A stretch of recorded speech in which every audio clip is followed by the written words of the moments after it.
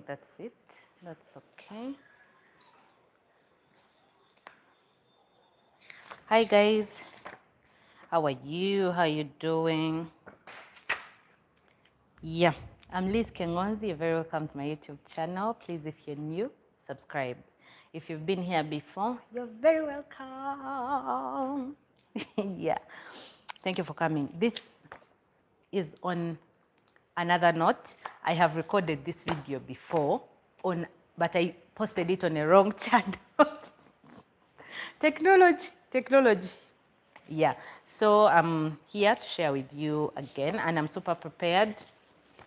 Today I'm not taking chances because technology, me and it, we don't like each other that much. Yeah, prepared by Haseraf Elizabeth Kengonzi. This is about the effects of domestic violence. I know this is a very common topic, guys. Most likely you've heard it before. I see someone is there. Let me see. I don't know how to go there. Okay, remember, yeah. Okay, I failed to go to the, but it's okay. Anyway, so when the video is done, you'll be able to I will upload it and you're able to see it. Domestic violence is huge. It's very huge, but we can't stop talking about it just because it's everywhere and everyone seems to know. Because at the end of the day, each one of us, let me tell you guys, each one of us either has experienced domestic violence firsthand or secondhand, whereby the person you know so closely has been in the situation or has been the inflictor of the violence, or you know somebody who is going through it. All of us, 100%. It's that crazy. But most of us is because maybe people are not sharing, people are not speaking out, or maybe we're not taking keen to know what's happening. So it becomes very tricky to like diagnose the situation. And I would like to be guided today by the verse I love the most. 1 Corinthians chapter 13, verse 4 to 7. 1 Corinthians chapter 13, verse 4 to 7. Love is kind, it's patient, it rejoices in truth, bears all, believes all, it hopes all, endures all, guys. And love is not envious, boastful, it's not arrogant, it's not rude.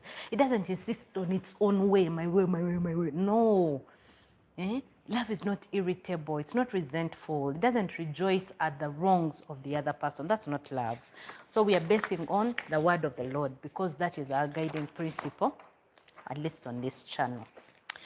Yeah, domestic violence, for most people, it might be called intimate partner violence. It's a pattern of behaviors used by one partner to maintain power and control over another partner in an intimate. Hi, how are you? You had a voice, eh? Yeah. So it is a pattern of behaviors used by one partner to maintain power and control over another partner in an intimate relationship. That's the definition of domestic violence: maintaining power and control. Maintaining power and control. That's the key, like of everything, that's the key. This person wants power and control. No matter what, they want that. So as we go through, you'll see some of the things could be on a minor level. Someone could be going through it low key, and then we don't recognize it because it seems almost normal. But now this is the time for us to meditate upon these things and see how best we can help each other or help ourselves. Domestic violence does not discriminate. Most of us think, it's for women, even men go through it. But it's for this age bracket, it's for the people from this side, it's for this race, it does not discriminate. Women can be violated, men, children, everyone can be domestically violated. So I want us to first put that very clear, so that we don't remove other people. All people are either victims or perpetrators. There's a perpetrator who is the one inflicting the violence, who wants the power and the control. And then there's the victim whose power and control is being taken away. Domestic violence includes the following. Most of us just concentrate on a few, and others seem not to be very important. There's physical harm, there's sexual harm, there's emotional abuse, economic deprivation, arousal of fear and threat and intimidation. preventing one to do what they wish, and forced to act against their will. All those are forms of domestic violence. There's this beautiful wheel of power and control. Let me just show you. Can you read? Yeah. You can look for this. It's a wheel for power and control in different ways in which people take over power and control. They could use coercion and threats. They could use intimidation. Someone intimidates you all the time. I'll kill you. I'll beat you. You know, like I'll finish you, using emotional abuse, whereby they emotionally wound you to a level that's, you know, using isolation. They could isolate you from the whole world, take you away from everybody that loves you. Minimizing and denying blame, whereby every time they do something wrong, you're the one who caused me to do these things. I'm not that kind of person. I'm not a quarrelsome woman. You're the one who makes me feel these things. Using children. I'll take your children away. I'll finish you. I'll do this. Using male privileges. Yeah, even these days, female privileges. I am a woman. I am a man, you know. Using economic abuse, whereby someone takes every single penny out of you, in that they're the only ones you can rely on all the time. Taking power and control. So a little bit more detail on these forms of abuse, physical and sexual abuse. When physical force is used in a way that injures or endangers you physically, where someone grabs you and just like in the process is hurting you, wants you to do something forcefully, that's physical abuse. And then sexual abuse is whereby you're forced into the sexual act, whether you consent or not, they just go on you. And this is common, and it's even happening in marriages, but it's so hard to explain it because it is your husband. How do you explain to people that he forced me forcefully? Almost you seem like you're just jarring. Yeah, so sexual abuse is also a crime, and abuse in all its forms is a crime. Just the way forcing somebody else is a crime, same thing with even your partner. Sexual abuse and physical abuse is bad to every level. Every incident in the physical abuse seems minor. Do you know the reason why most times we overlook some of these things? Is because most of these incidents, like a slap, it can easily be minimized. Like he slapped me, like, yeah, even a romantic slap can be a slap. So when we start to minimize some of these things, that's how abuse grows. That's how someone can actually be injured to a point of death without us realizing that we are with somebody who is in a very bad situation and needs actual help. So we need to stop minimizing some of these abuse forms, especially the physical abuse. Most times we compare ourselves with what is happening on TV. Just because you've taken a week without seeing any woman dying from domestic violence doesn't mean that it's not happening. So we shouldn't just rely on what we are seeing on the news and what is happening in the news or on the TV. Then also the other reason that makes people wonder if domestic violence is really still existing, if the incidents of physical abuse have only occurred once or twice in their relationship. We're like, yeah, he beat me once when we just started dating.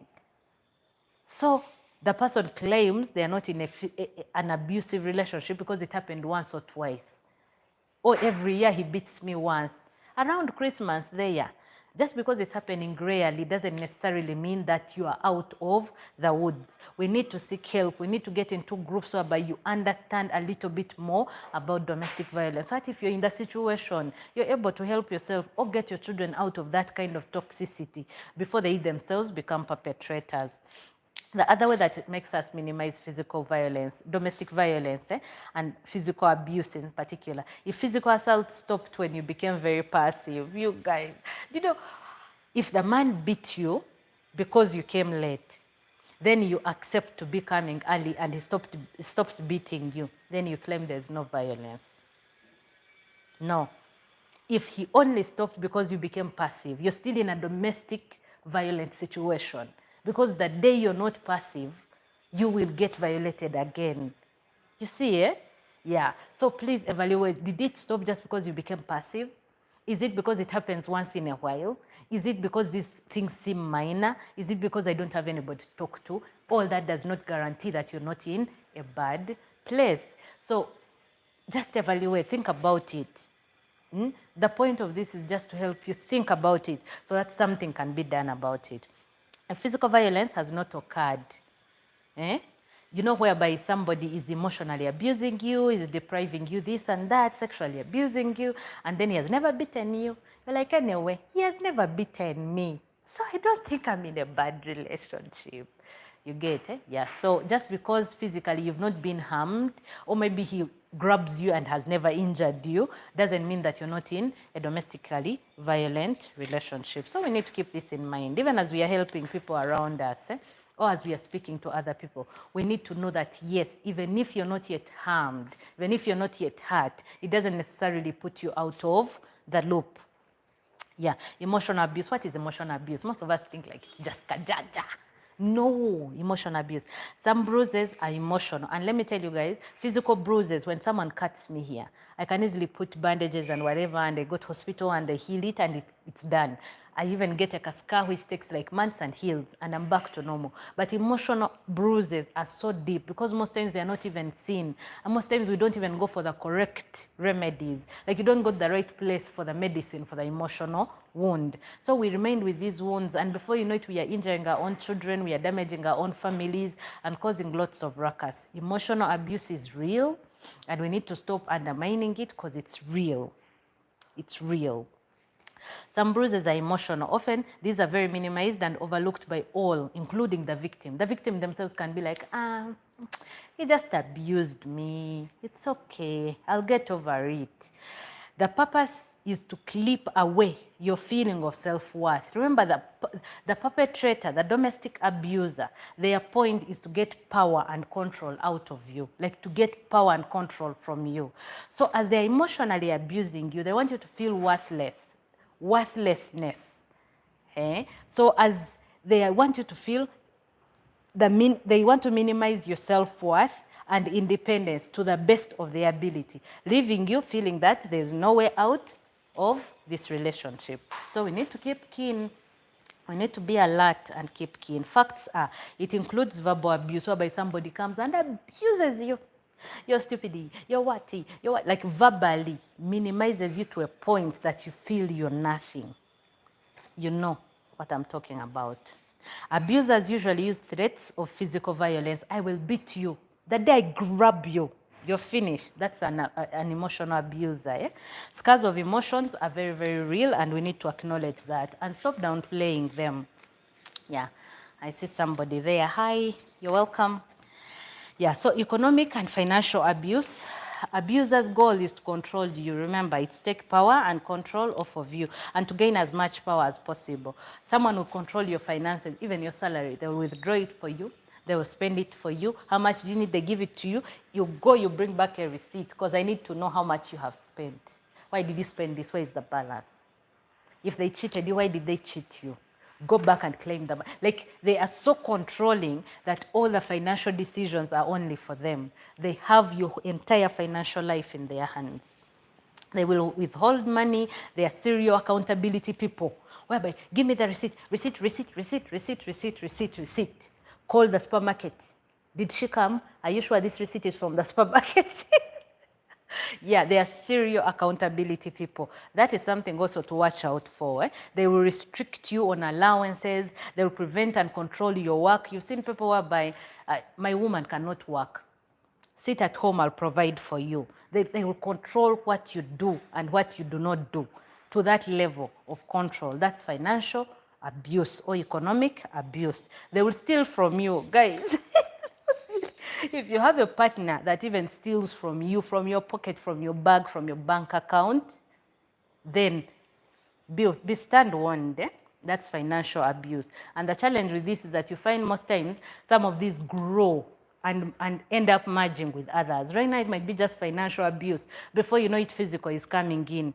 And automatically emotional is coming. He's abusing you, he's threatening you, he's doing this, and within time, he's beating you. And we have to keep watch, and we have to protect ourselves and our loved ones so that it doesn't result in death. Yeah, abusive behavior is a choice. We need to know that everybody who is abusing somebody else, it's a choice. Let me give you proof. It sounds like a hoax, but let me give you proof. Have you noticed that every abuser picks and chooses when to abuse you? Like in case, let's say a guy who is verbally abusive, he's abusing me, and his mother walks in, you see him keeping quiet. Or his colleague walks in, you see him keeping quiet. He may never abuse you at church, but he can abuse you in the market. He's picking and choosing where to abuse you from. Do you see that it's a choice to be abusive? There's nobody who is like born and the nuts are off. They can do anything. And the fact that they can pick and choose when and how to abuse you means that it's a choice. They are choosing to abuse you. So do not sugarcoat it. Do not cover it up. Most of the victims, they end up sugarcoating and covering up for these people. That's how we fail to get the actual help that we need to get. Please know that abusers choose to abuse. They choose. They make decisions for you. They will reduce your worth. They will increase your dependency on them. They will make sure the only person you depend on is them. The isolation we talked about.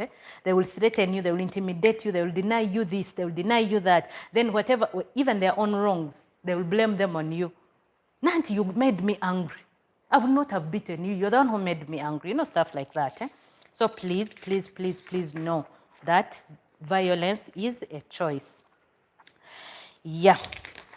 I've given you the proof that violence is a choice. Before we go far, I want to show you something.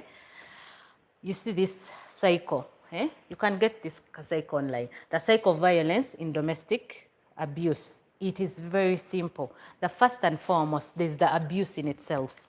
The person has beaten you up, or the person has verbally abused you.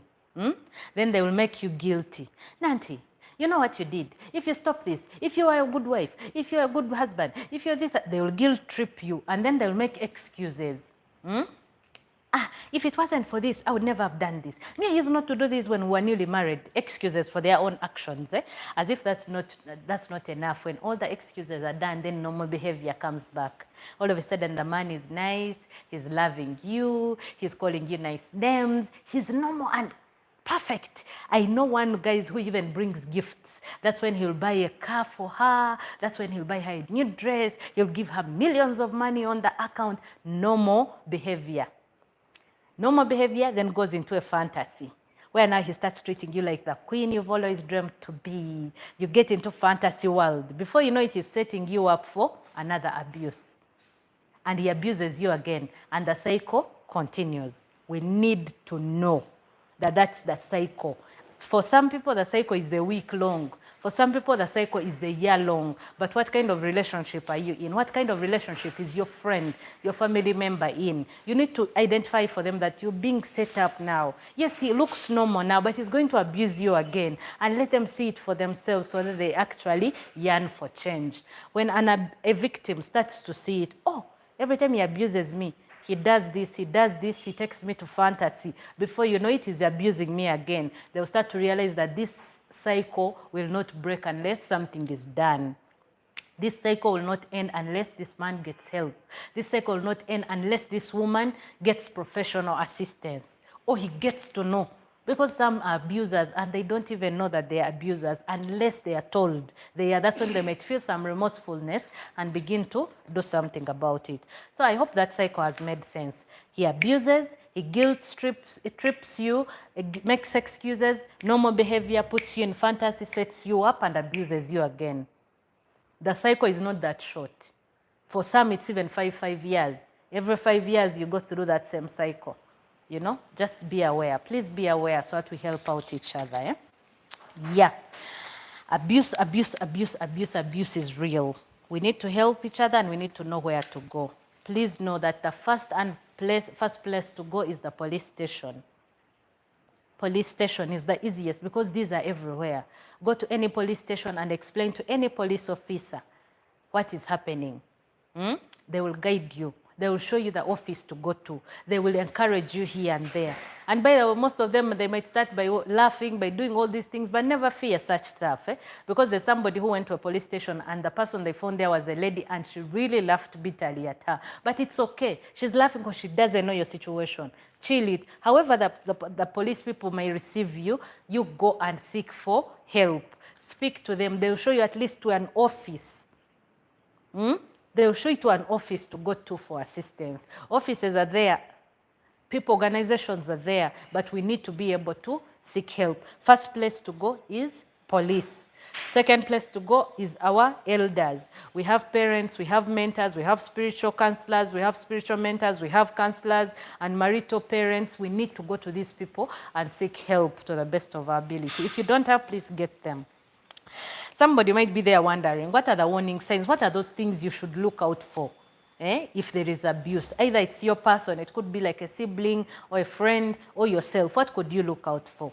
The person is always very afraid, very anxious to please their partner.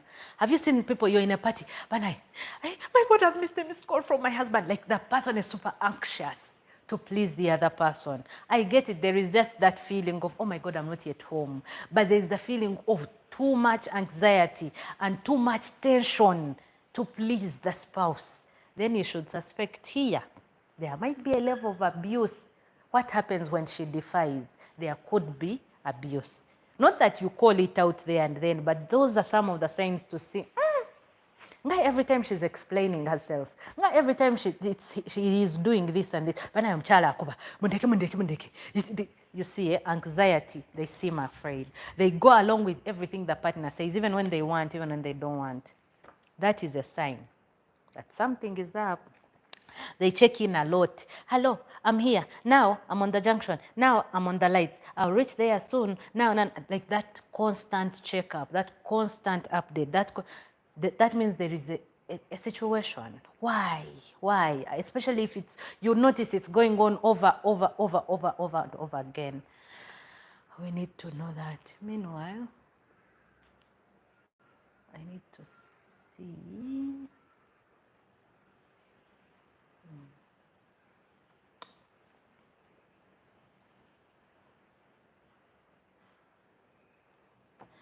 Yeah. Receive frequent harassing phone calls. They talk about their partner's temper. They show physical injuries, psychological instability like depression, and they're very isolated from friends. Those are some of the things. What should we do? We need to pray for these people. We need to pray for ourselves, and we need to speak and speak up. Like I said, please seek help. Seek help. God bless you guys. I love you so much. Thank you for watching. Don't forget to subscribe, to like, and to share. Bye.